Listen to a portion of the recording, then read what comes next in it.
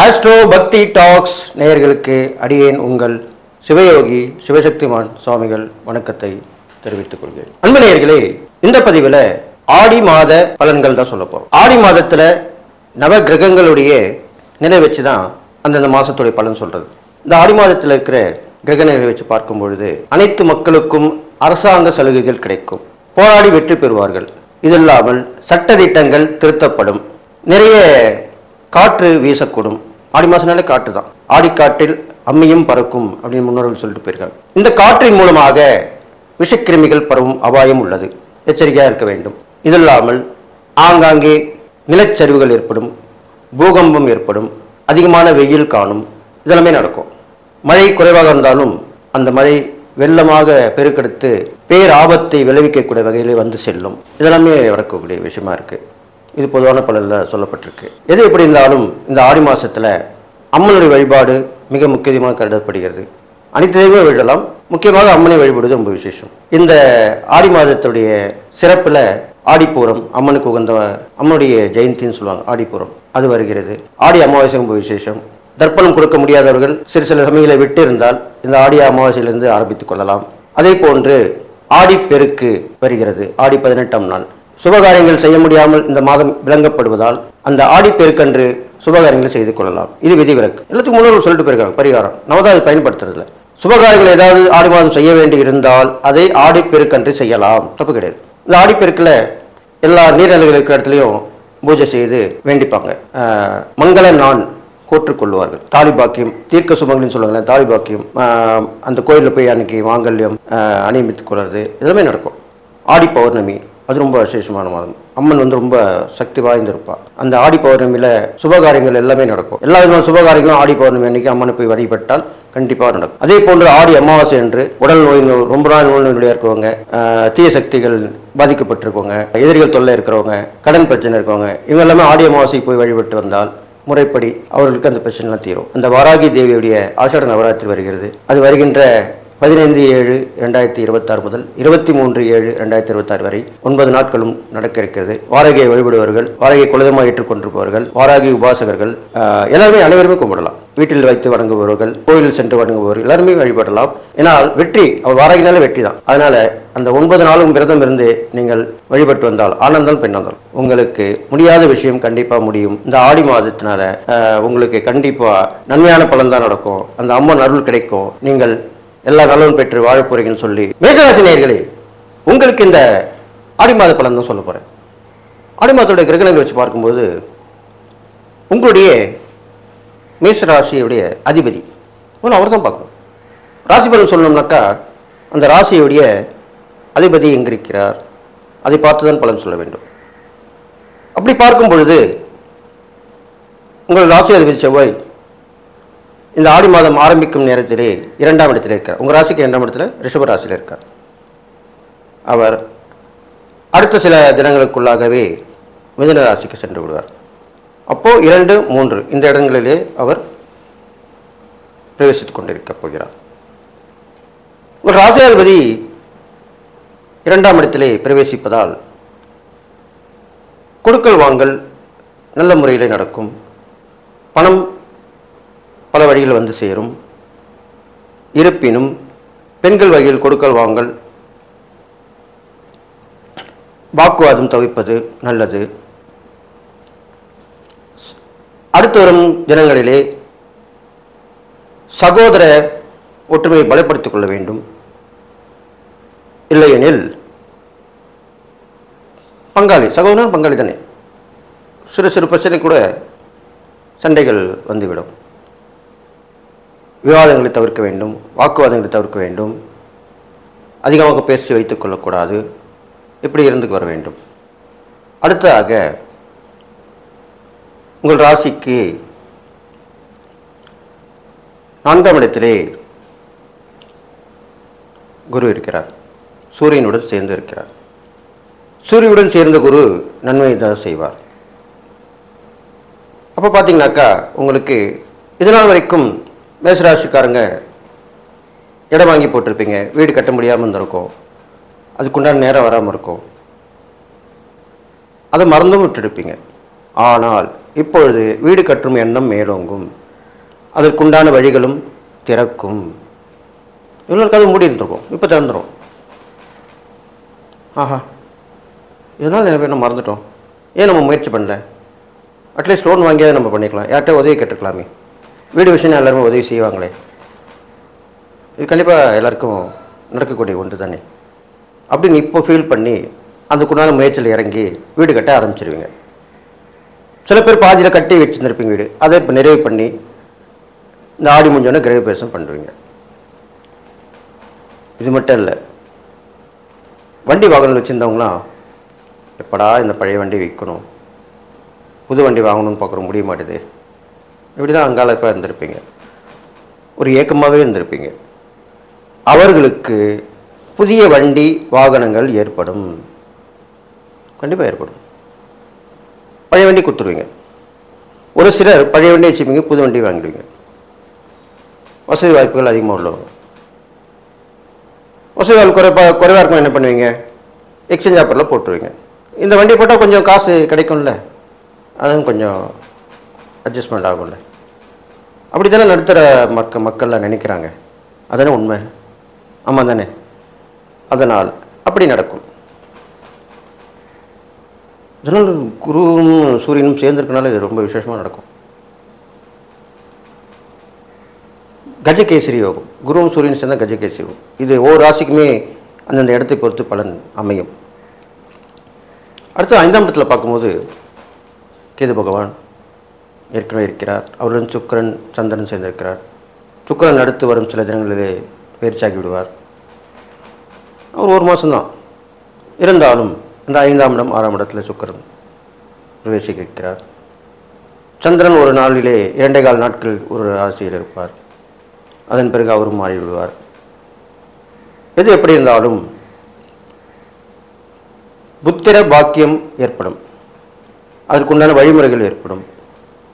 புத்திரர்கள் இருந்தால் அவங்களுடைய மேன்மை பாராட்டக்கூடிய வகையில் அமையும். இதெல்லாம் நடக்கும். பொதுவாக பிரயாணங்கள் அமையும். அது மூலிமா வெளிநாடு செல்ல முடியலனா கூட வெளியூர் அடிக்கடி பயணங்களை மாற்றி அமைக்கிறது, பயணங்கள் மூலம் பலன்கள் கிடைக்கிறது.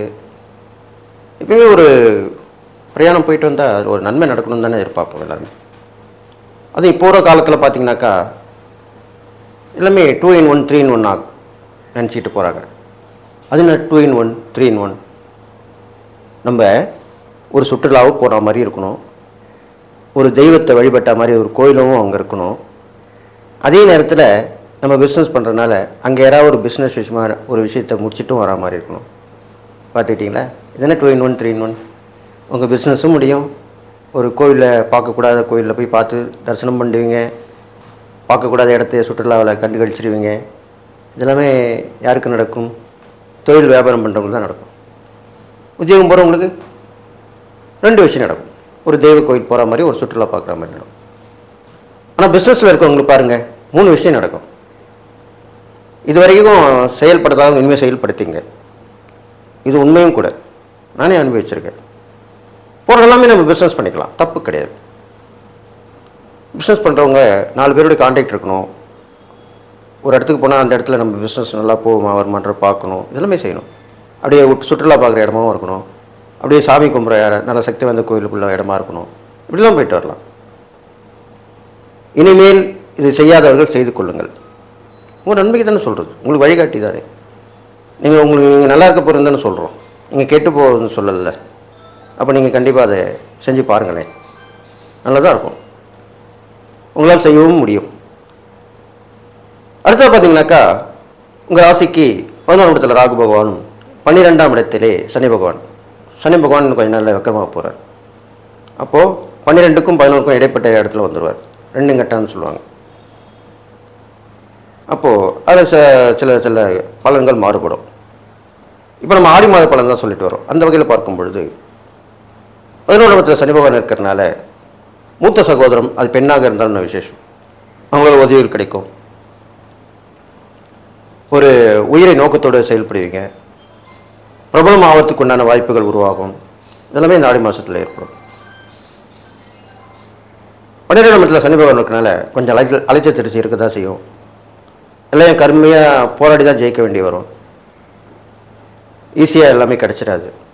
அதை நீங்கள் கவனமாக பார்த்துக்கணும். அவங்க எதை சொல்கிறாங்க, இவங்க எதை சொல்கிறாங்களாம் கேட்கக்கூடாது.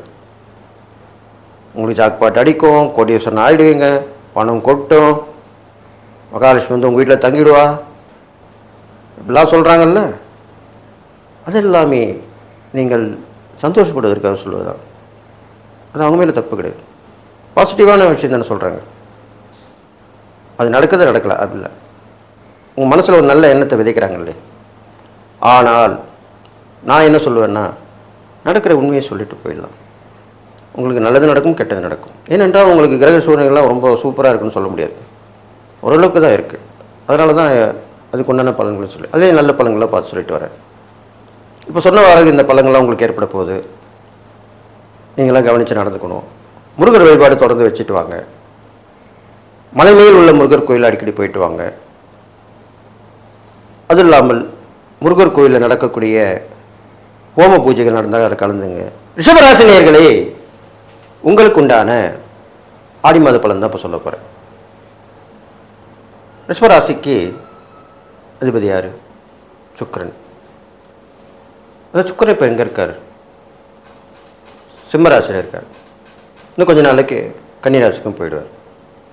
ஒவ்வொரு மாதம்தான் ஒரு ராசியில் அவர் இருப்பார். இப்போ முதல்ல அந்த சுக்கிரனுடைய நிலை பார்க்கும் பொழுது உங்கள் ராசிக்கு 4ஆம் இடத்துல இருக்கார், சிம்மத்தில் இருக்கார், கூட கேதுவோடையும் சந்திரனோடையும் சம்மந்தப்பட்டிருக்கார். அப்போ இந்த ஆடி மாதம் ஆரம்பத்திலேயே உங்களுக்கு கொஞ்சம் குழப்பங்கள் வரும். என்னடா இப்படி சொல்கிறாருன்னு கேட்காதீங்க. போக போக நல்லா ஆகிடும் உங்களுக்கு. அதை பற்றி கவலைப்படாது. குழப்பங்கள் வரும். முடிவு எடுக்க முடியாத ஒரு சூழ்நிலையில் இருப்பீங்க. பெண்களால் பல விஷயத்துலையும் ஒன்று பண்ண ஒன்று அப்படி பிரச்சனை வந்துட்டு இருக்கும்.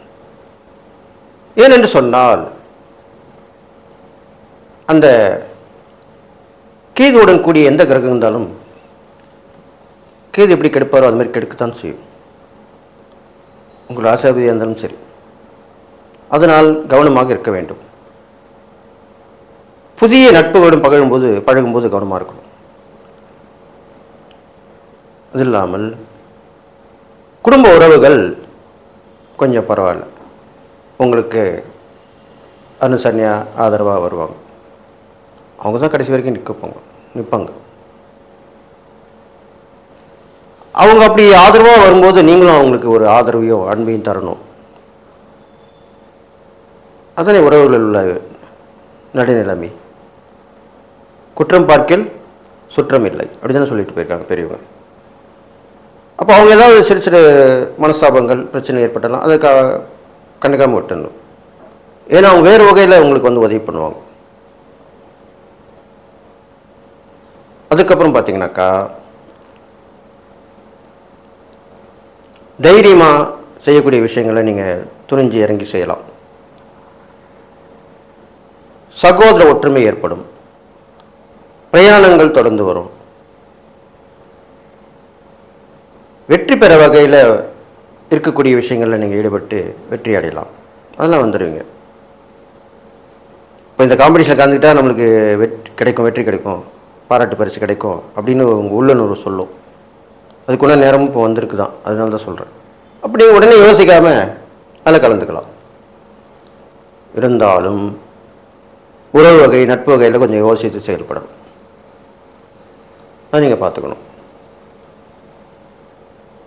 எது எப்படி இருந்தாலுமே போட்டி பந்தயங்களில் கண்டிப்பாக உங்களுக்கு வெற்றி தான் கிடைக்கும். அதில் எந்த சந்தேகமும் இல்லை. தொழில் சிறக்கும், வியாபாரம் வளர்ச்சி அடையும். இரண்டே நல்லதாக இருக்கும். ஆனால் உத்தியோகம் பார்க்குறாங்கல்ல, எல்லாருமே வேலை செய்கிறாங்க, எல்லாருமே வியாபாரம் பண்ணுறாங்க, எல்லாருமே தொழில் நடத்துகிறாங்க இல்லையே. வேலைக்கு போகிறவங்க இருக்கத்தானே செய்கிறாங்க. தனியார் நிறுவனத்தில் வேலை செய்கிறவங்களும் இருக்காங்க, அரசாங்கத்தில் வேலை செய்கிறவங்களும் இருக்காங்க. அப்படி வேலை செய்பவர்களுக்கு அவருடைய வேலையிலே தவறு கண்டுபிடிக்கப்படும், விமர்சனத்துக்கு உள்ளாவீர்கள். சில பேர் மெமோ கொடுப்பாங்க, பனிஷ்மெண்ட் பண்ணுவாங்க, தண்டனை கொடுப்பாங்க, வார்னிங் கொடுப்பாங்க. முதல்ல நீங்கள் செய்கிறது தப்பு தான் அப்படின்னு தெரிஞ்சுட்டா, இதில் வரைக்கும் நல்லா தான் வேலை செஞ்சார், இப்போ ஏதோ சரியில்லை அப்படி, அப்போ ஒரு வார்னிங் கொடுப்பாங்க. இதெல்லாமே நடக்க போகுது இப்போது இந்த ஆடி மாதத்தில். ஆனால் நல்லதும் நடக்கும். எந்த விஷயத்தில் தெரியுமா? உங்களுடைய சுய முயற்சியால் எடுக்கும் முடிவுகளால் வெற்றி கிடைக்கும். பெரியவருடைய ஆசீர்வாதத்தின் மூலமாக செய்யக்கூடிய விஷயங்கள் நன்மை ஏற்படும். மனைவி மூலமாகவும் மனைவி வழி உறவுகள் மூலமாகவும் கண்டிப்பாக நல்லது நடக்கும். எல்லாம் சந்தோஷம் தானே? இதெல்லாம் நடக்கும். சில விஷயங்களில் நீங்கள் குழப்பத்தில் இருக்கும்போது மனைவி வழி உறவுகள் மூலிமா உங்களுக்கு உதவி கிடைக்கும். அது நல்லா வந்துடுவீங்க. அந்த உதவியால் நல்லா வந்துடுவீங்க. பல பேர் வாழ்க்கையில் அப்படி தான் நடந்திருக்கு. கணவன் இருந்தால் மனைவி வழி ஒரு மூலியமும், மனைவி இருந்தால் கணவன் வழி ஒரு மூலம் கண்டிப்பாக நல்லது நடக்கும். இது உண்மையான விஷயம். அடுத்தது பார்த்தீங்கன்னாக்கா, இந்த ஆடி மாதத்தில் அதுவும் நீங்கள் ரிஷபராசிக்காரங்க, சுக்கிரனுடைய ராசியை கொண்டவங்க. சுக்கிரன் அம்பாள் சுரூபம், மகாலட்சுமியுடைய அம்சம் கொண்டவர், அம்பாளுடைய அம்சம் கொண்டவர். கண்டிப்பாக ஒரு அம்மன் கோவிலுக்கு சென்று வெள்ளிக்கிழமை விளக்கேற்றி வழிபட்டு வர வேண்டும். கூழு ஊத்துற மாதம்னு சொல்லியிருக்கேன். அந்த மாதிரி கூழு ஊத்துற கோவிலில் ஒரு நாள் முழுவதும் இருந்து அதில் பங்கு பெற்று தரிசனம் பெற்று பிரசாதம் பெற்று வீடு வந்து சேர வேண்டும். இது கடைபிடிச்சிடணும். ஏதோ நம்ம கோயிலுக்கு போகிறோம், பார்க்குறோம், உடனே வந்துடும் அப்படின்னா கூடாது. அதுக்கு தான் இது இந்த ஆடி மாதத்தில் நடக்கிற திருவிழாக்களாக கொண்டாடினார்கள்.